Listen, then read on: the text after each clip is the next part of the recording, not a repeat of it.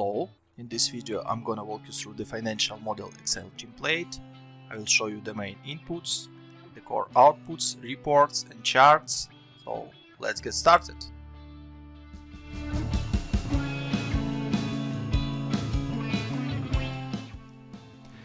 On the dashboard you can set up your core inputs, currency denomination and tax, debt assumptions, working capital assumptions, review the core financials and main charts like revenue breakdown, profitability, cash flow and cumulative cash flow.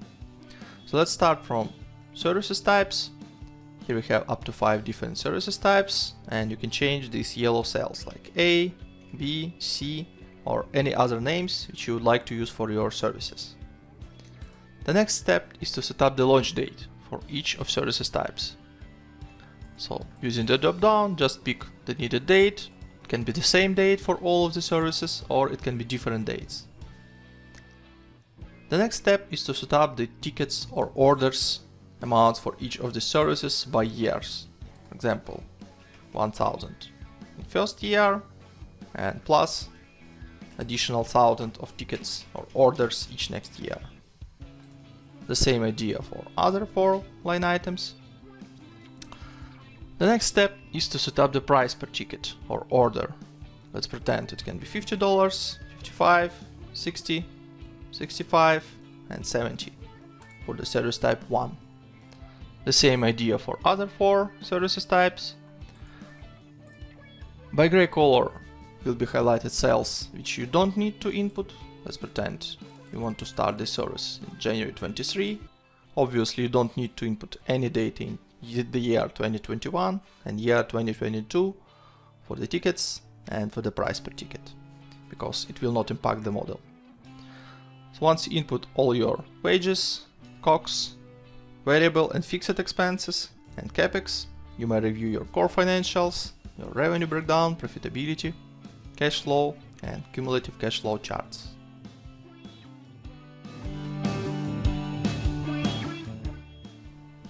On the Seasonality Setup tab, you can allocate annual amount of tickets or orders by months. If you do not have any seasonality in your business, just keep this tab as is. But if your business has some seasonality, you can allocate by months the annual amount of tickets. By default it's flat, means that each month it has 1 divided by 12. But let's pretend in January you have 10%, February 5%, March 2%, etc, etc. And December will be calculated as 100% minus sum of percentages from January to November. So below you may see this chart of how it is allocated by months.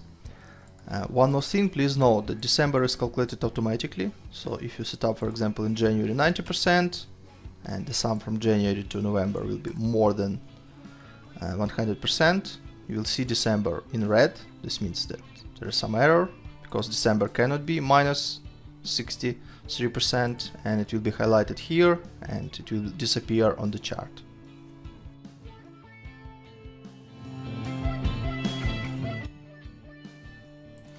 Also on the dashboard you may set up your working capital assumptions. There are 2 main sections, which is accounts receivable and accounts payable. Accounts receivable applied to revenue and accounts payable applied to COGS. You have up to 4 time frames to set up, from 0 to 30 days, 31 to 60 days, 61 to 90 days, and 90 to 120 days. So in total for each column there should be 100%. So if you set up 20, 20 and 20, the final time frame will show you the last part to have in total 100%, which is in this case 40%. Or it can be 50% first month, 50% second month, 0 and 0. So if you go to the balance sheet, you may see the accounts receivable calculation based on the AR revenue assumptions and accounts payable calculations based on COGS accounts payable assumptions.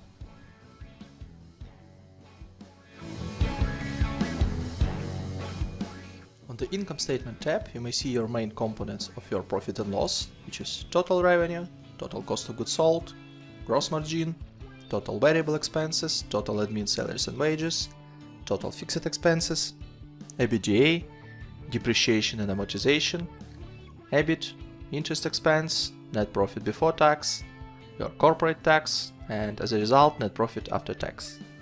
Please note that each category has its own subcategories, so you may click on this plus button and see the detailization, for example, for fixed expenses, or for variable expenses, or for example for the revenue. On the cash flow statement, you may see your cash flow broken down by cash flow from operating activities, cash flow from investing activities, and cash flow from financing activities. The same information you may see on the cash flow statement in indirect method, operating, investing and financing activities, but in more collapsed form. Just easier to see the information here. And the balance sheet will show you the breakdown of your current assets, non-current assets, current liabilities, non-current liabilities, and equity by its subcategories. The summary of three statements you may find on the Financial Statement Summary tab. On the top you have income statement broken down by 5 years, and the selected year, which you can change here, broken down by months. Below you may see the same information on the chart form. The next set of tables and charts will show you the balance sheet, main KPIs broken down by 5 years and selected year by months. And the last part will show you the cash flow statement breakdown for the 5 years and for 12 months for the selected year, as well as charts with the same information.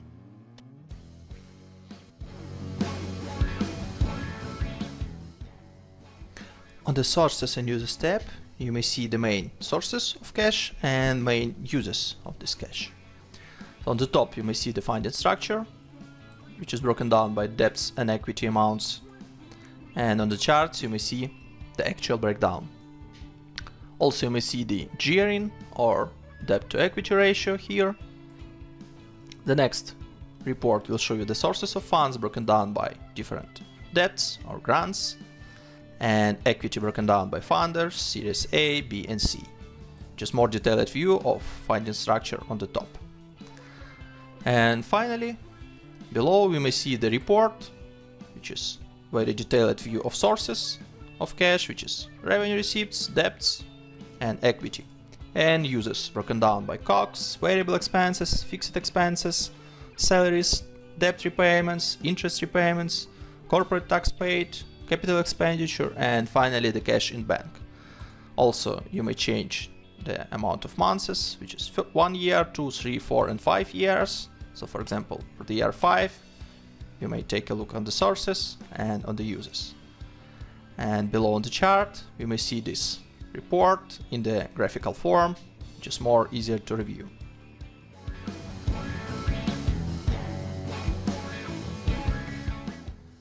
On the Financial Charts tab you may see the main financial outputs in the graphical form. So on the left side you may see the chart for the 24 months, and on the right side you may see the chart for the 5 years or 60 months. So the top couple of charts will show you the revenue breakdown by product types. The next couple of charts will show you the cash balance for the 2 years and for the 5 years. The next couple of charts will show you the operating cash flow broken down by cash inflow and cash outflow. The next couple of charts will show you the EBITDA breakdown, which is revenue, COGS and OPEX. And finally, as a yellow line, you may see the resulting EBITDA value by months. And finally, on the last couple of charts in this tab, you may see the EBIT value by months.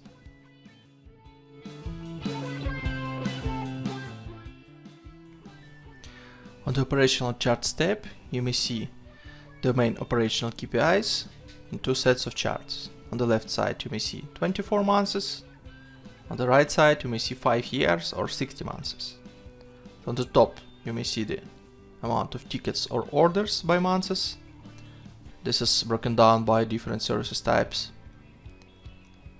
The next couple of charts will show you the productivity, which is average revenue per day and average OPEX per day. And finally, on the last couple of charts, you may see the workforce productivity, which is revenue per employee and operational expenses per employee, broken down for 24 months on the left side and 60 months on the right side.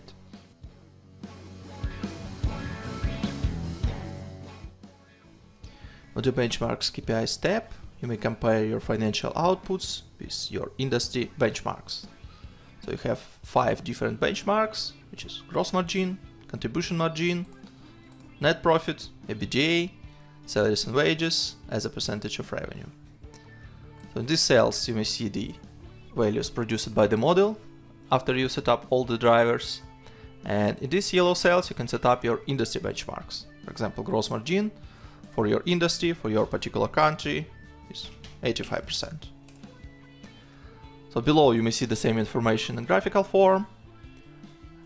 As the orange columns you may see the industry values or On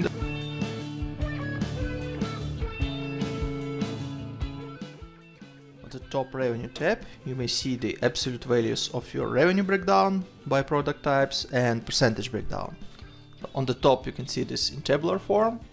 You have 5 product types and 5 years, and you can see the absolute values of your revenue. And on the right side you can see the percentage breakdown. Below you can see the same information in graphical form. So on the left side you may see the absolute values and percentage breakdown by years, and on the right side you may see the charts with absolute values. A bit below you may see the revenue depths for the selected year. This year is also changeable, so you may review the revenue depths and monthly run rate for example 2024.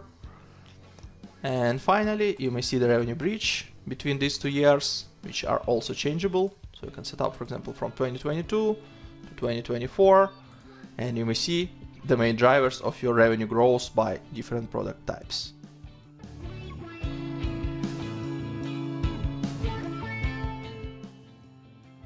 On the top expenses tab you may find the breakdown of top 4 expenses categories, and all other expenses collapsed into other category. You may see the breakdown of absolute values broken down by years with a total below, and also to the right you may see the percentage breakdown of these expenses. The same information you may see on the charts below, which you may find the percentage breakdown and the absolute values breakdown. On the couple of charts below you may find expenses depth and monthly run rate for selected year. You are able to change this year, and you may see the absolute values and percentage breakdown on the pie chart. On the expenses bridge you may find the main drivers of expenses growth between these 2 years.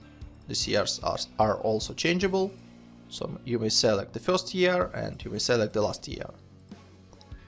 And you may see that total expenses starting in 2020 will change to total expenses in 2024 by this waterfall.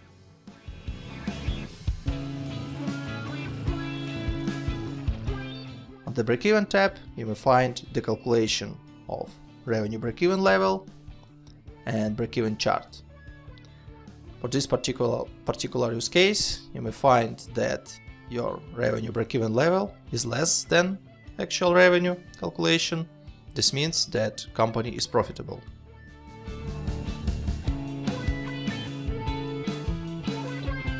On the Valuation tab you may see the calculation of company valuation based on the cost of equity, which you may input here, cost of loans you previously inputted on the dashboard, calculation of resource share you may see here. There is also tax rate, and here you may find the weighted average cost of capital.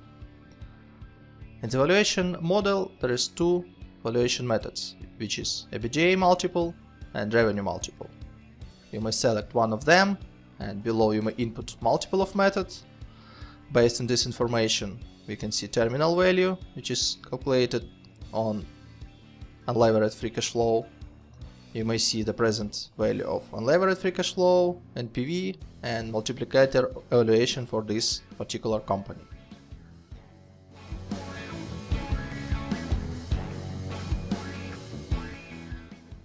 The color coding in the model is very simple.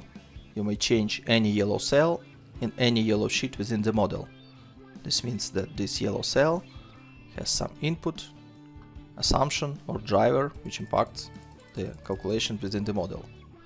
Blue sheets means that on these sheets there are some charts, reports, and other information which can be useful for reporting purposes.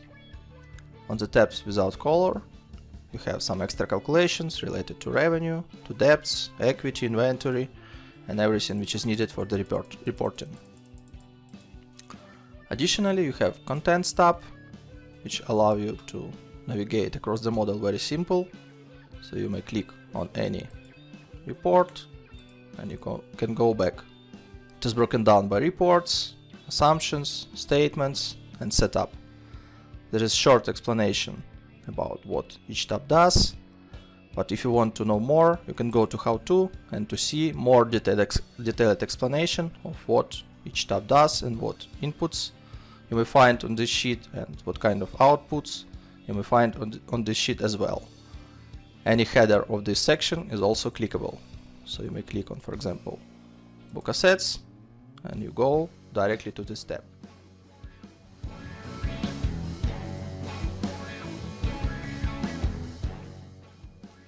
On the Wages tab, you can input your headcount by categories, with hire and fire date, with annual salary, with ability to input different number of employees by years, with annual salary rise percentage, with monthly bonus and tax rate. Let me give you a couple of examples. Let it be CFO, which you are going to hire in March 20. You're not going to fire him, so the fire date will be December 24. So annual salary can be $50,000, and this will be one CFO over the time. So you may see one CFO, which is one headcount, starting from March till the end of the model, which is December 24. Also, you can input 5% of salary growth rate. You may see the amounts by years connected to this annual salary and impacted by annual salary rise. Let's set up 10% monthly bonus and 5% of tax rate. So you may see below the calculation of salary broken down by months, monthly bonus, which is 10%, and 5% of monthly taxes related to the payroll. Another option, let it be admin headcount, which will start in April, which will grow till the end of the model with annual salary of $30,000. Let it be year number 1, 2, then 4, 6, 8, and 10 headcounts. 3% of annual salary growth, 5% of monthly bonus, and 5% of payroll tax rate. So in here you may see total staff numbers, which is 2 for the year number 1, 2020. Starting from year 2021, you have 4, then 6, 8, and 10 in the last year of the model. Again, calculation of salaries for these two, in this case 4 headcounts, calculation of bonuses, and calculation of monthly based taxes. You may see an income statement, total salaries and wages, and here you may see the total amount of bonuses, payroll taxes, and wages for these headcounts.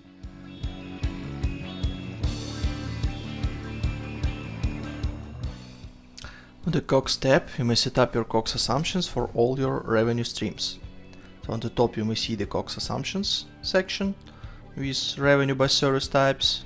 Below you may see the COGS categories for each of service types. And in this section you can set up your COGS as a percentage of certain revenue stream. For example, COGS for service type 1 can be 30% for the first year, 28, 26, 24, 22 for the next 4 years. Below you may see the calculation of COGS line items, and in income statement under COGS section you may see these values by months.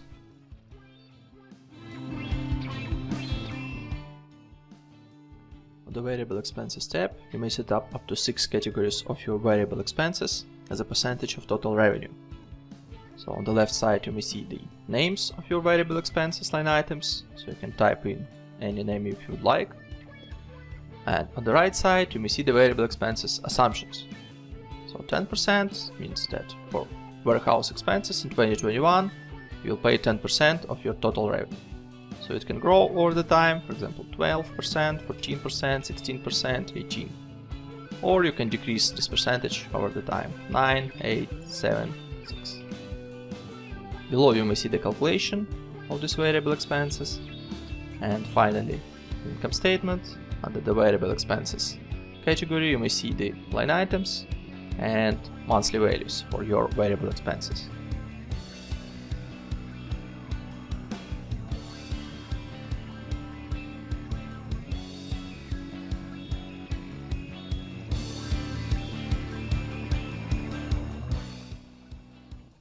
On the Fixed Expenses tab, you may input up to 15 line items for your fixed expenses. Let me show you how it works. For example, you have utilities. You will start pay starting from March 20 till the end of the model, which is December 24. You may see it here. Let's pretend periodicity will be daily with amount of $50 per day. So you may see these amounts in here. It is calculated based on count of days within this month. So obviously in March 20 you have 31 days. That's why you will have 1550. In April you have 30 days. This means this will be $1500. Also you have ability to input some growth rate year over year. Once you input this growth rate, you will see that your utilities will grow over year. Let me give you a couple of other expenses types. For example, advertising. Let it start in March and finish in August 24. This will be on weekly basis with amount of $100 without any growth. So starting from March till August 24, you have $400 per month, which is 4 weekly payments each month. And that's it. Another option is bi-weekly. For example, $500. You can start from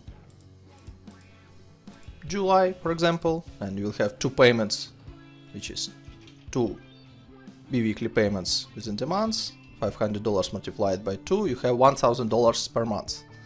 Again, you can input some growth rate and you will see that your advertising expenses will grow year over year till the August 24, which is the last date of this expense type. Another option, office setup,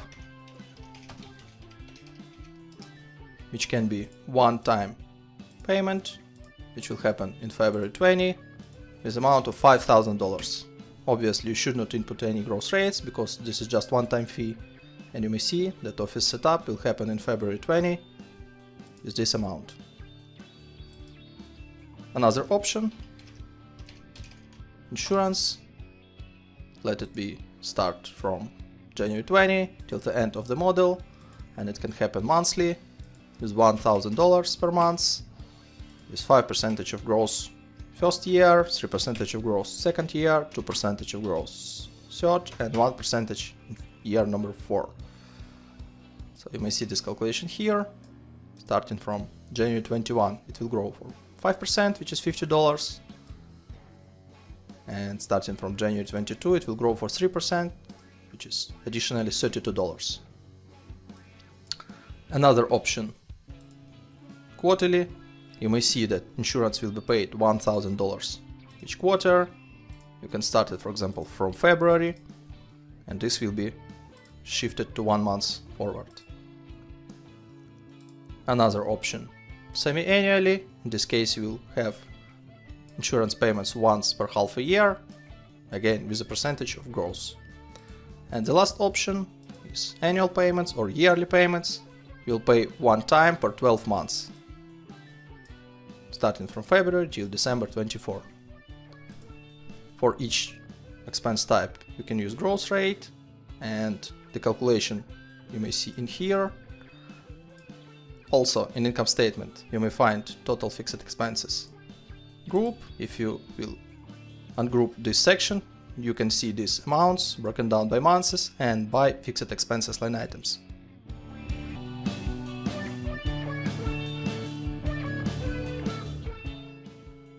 On the CAPEX tab, you may input up to 20 development expenses categories. Let me give you a couple of examples. So for example, office development with purchase date of February 20 with spending of $10,000. And you also can input payment delay. What does it mean? Let me set up 2 months for example. It means that this amount will be accrued in February because of purchase date is February, but paid development expenses will be in April 20 for this office development. And you will have some balance of CAPEX accounts payable for 2 months. Let me give you another example. Other development expenses. Let's say March 20, $5,000 with 0 payment delay. This means that this amount is accrued in March and paid in March as well. The total amount of development expenses you may find in Assets tab. By default it has useful time for 5 years for the calculation of depreciation. You may find calculation of depreciation for development expenses in here. Here you may also find capital expenditure and closing net book value. Additionally, you have up to 6 placeholders for other assets. For example, other assets with useful time of 10 years with cost of $25,000 and with launch date in April. You may find it in here. You can see capital expenditure. You may see book depreciation by months for these amounts, and you may see closing net book value. The total amount of depreciation you may find in income statement. On the cash flow, you may find cash flow from investing activities for these assets, and on the balance sheet you may find fixed assets amount under non-current assets and CAPEX prepayment and CAPEX payables as well.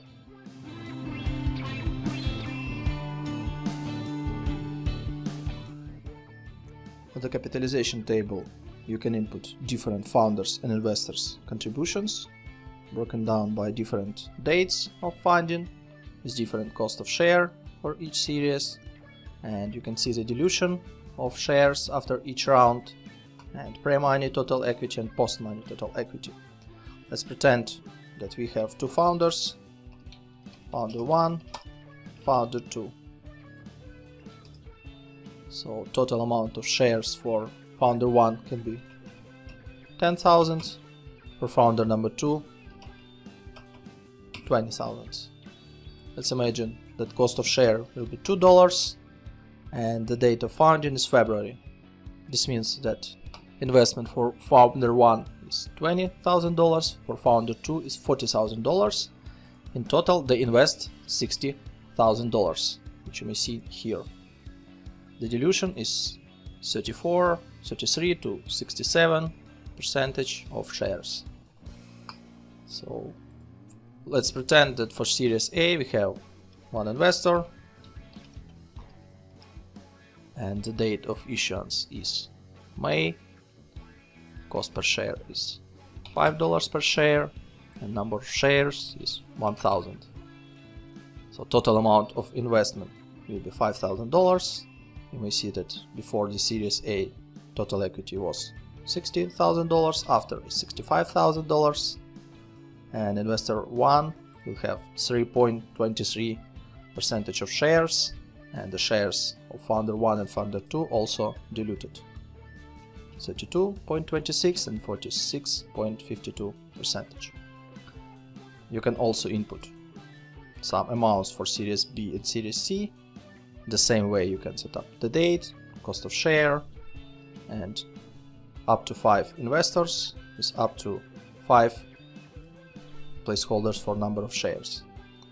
The amounts of funding you may see in the cash flow, in the ordinary equity risings, and you may see the balance sheet, which shows you the total equity by months.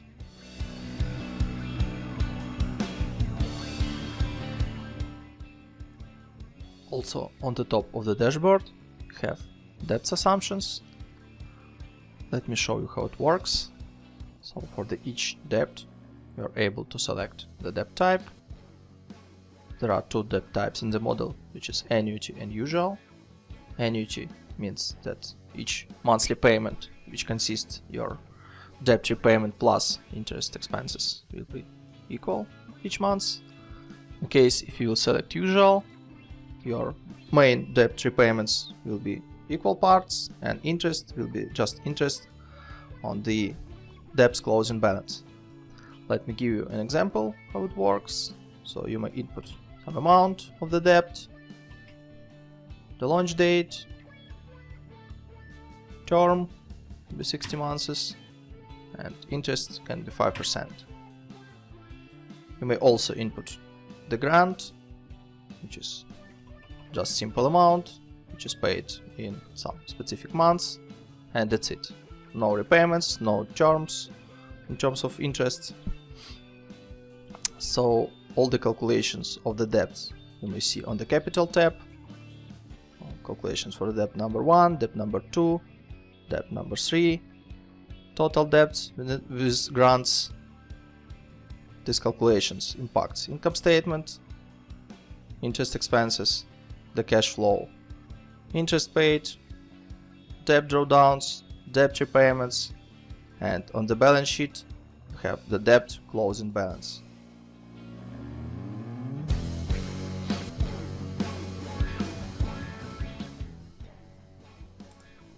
On the top of the dashboard you have currency, denomination and taxes setup. So currency inputs means that you can input all your drivers for the model using one currency. You have currency outputs. It can be the same as currency inputs and it can be different from currency inputs. So let me give an example. When you input in United States dollars, you have euro as an output, and for this case you can set up currency exchange rate. This is 1.2 for example. In this case you will have in the model all your inputs in United States dollars, all your outputs in euros, and there will be conversion rate between currency inputs and currency outputs. Additionally you have denomination, which means that you can denominate all your outputs on the reports. In this example you have denomination is 1000, mean that your outputs is denominated by 1000. You can select millions. You may see that now it is in $1,000,000. You can set also billions or without any denomination. Additionally you have corporate tax setup. You can change this number and this will impact tax expenses in your income statement. I hope you enjoyed my video. Thanks for reviewing this. You can find more on my website finmodelslab.com, and we'll see you later in the next videos.